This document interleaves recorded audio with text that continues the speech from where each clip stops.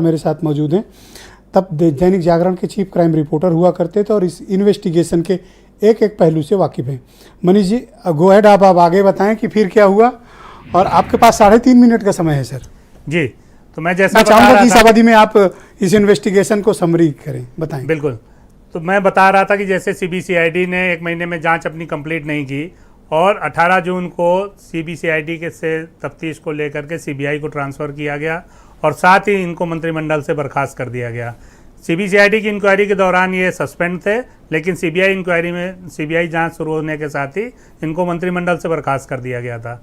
CBI ने जैसे ही इसकी तफ्तीश शुरू की, उन्होंने सबसे पहले मीडिया के सारे पत्रकारों जिन्होंने उस घटना को घटनास्थल पर जाके कवर किया था, उनसे फीडबैक लिया और सब कुछ उनकी केस डायरी में बाकायदा उसमें दर्ज है।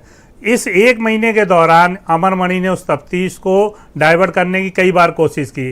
जैसे एक आईआईटी का लड़का था, उससे उसकी शादी का एक प्रपंच इन्होंने ड्रामा रचवा दिया, फेक स्टोरीज प्लांट की मीडिया में। एक पंडित को भी ले आए, एक पंडित को भी ले आए कि इसने इसकी शादी कराई थी। सीबीआई जांच में वो तथ्य फर्जी निकले। एक लड़का इनके साथ मधुमिता के साथ किसी यात्रा में ट्रेन की यात्रा में दुबई का एक लड़का उनसे मिला था, जिसने दुबई जाने के बाद मधुमिता को कॉल कर ली थी। तो वो उसके कॉल डिटेल को निकलवा करके दिखा रहे थे अमरमणि कि इसके संबंध उस लड़के से भी थे, उसने हत्या करवाई हो सकती है। उसके मतलब इस तरीके से उसको इस्टेब्लिश कर रहे थे कि इनका कोई लेना देना नहीं, बाकी सबने उसको मारा होगा। तो जब सीबीआई ने इन सारे पहलुओं को जांच की, उन सब में वो तथ्य झूठे पाए गए। 4 महीने की इन्वेस्टिगेशन के बाद इन्होंने उसको अरेस्ट किया था सीबीआई ने, इसी लॉरेंस टेरेस वाले मकान से उनको लखनऊ से अरेस्ट किया था जी, और डालीबाग वाले गेस्ट हाउस में ले गए। हम लोग की मंशा, हम लोग की जो ख्वाहिश थी कि एक हत्यारा, एक पेशेवर मुलजिम, नेता होने के बावजूद, इतने बड़े मंत्री पद पे होने के बाद अगर वो हत्या कराता है तो इसको सजा मिलनी चाहिए, शिक्षों के पीछे इसको खड़ा होना चाहिए।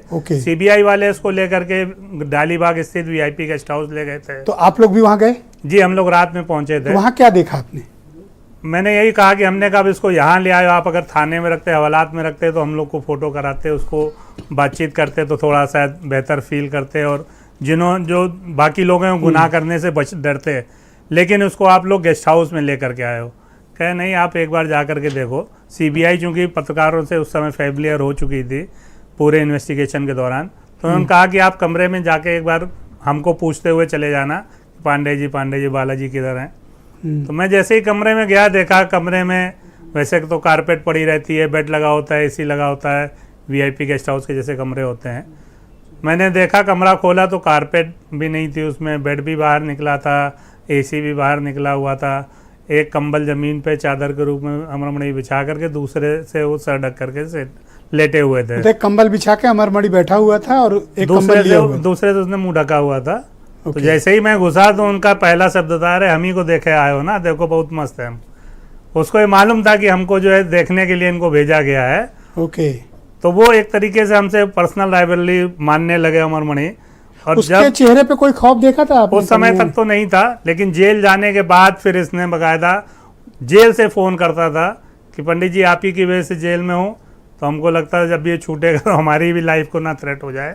वो एक दौर था, कई महीनों तक देहरादून जेल चला गया, तब तक ये वहाँ से फ़ोन करता रहा। लेकिन चूंकि उसको सज़ा हो गई, उसके बाद मैंने भी मतलब चैन की सांस ली थी कि चलिए अब इसको सज़ा हो गई। लेकिन आप उसके रुतबे का आप अंदाज़ा लगाइए। एक मंत्री रहने के बाद वो जेल गया था, समाजवादी पार्टी ने उसको अपने साथ सदस्यता दिला करके उसको 2007 में विधायकी का टिकट दिया। वो जेल से वीडियो जारी करता था। जेल में मोबाइल कहाँ से आ रहे हैं, कौन रिकॉर्डिंग कर रहा है, आपको जेल में परमिशन तो होती नहीं है, लेकिन वो बाकायदा जेल से वीडियो जारी करके अपील करते थे नौतनवा की जनता से। यही उन्होंने अपने बेटे को जब 2012 वाला चुनाव लड़वाया तब वीडियो जारी किए, लेकिन वो चुनाव अमरमणि हार गए थे। 17 वाला वो जीते, 17 वाला वो 17 से 22 तक विधायक रहे, 22 में वो फिर हार गए अमरमणि। लेकिन वो जेल से बाकायदा अपनी जेल में, चूंकि जो कभी तो पेशेवर अपराधी है और दूसरा इसका कुछ तो पॉलिटिकल कनेक्शन मजबूत है सभी पार्टी। जैसा भी वीरेंद्र जी बता रहे थे कि सारी राजनीतिक दलों से इनका संबंध ठीक रहे हैं। कांग्रेस तो जनता पब्लिक क्यों वोट करती है? जनता को जब भी कोई भी बाहुबली आप देखेंगे तो वो अपने क्षेत्र में काम कराने में बहुत सक्षम होता है। आप अभी किसी एक बस्ती के छोटे से विधायक को पकड़ लीजिए, उससे कह दिए कि 4 लाइट लगनी है, एक ट्रांसफार्मर लगना नहीं है, कर पाएगा। वो महीनों तक नहीं लगवा पाएगा। ये एक बार में लगवा देंगे।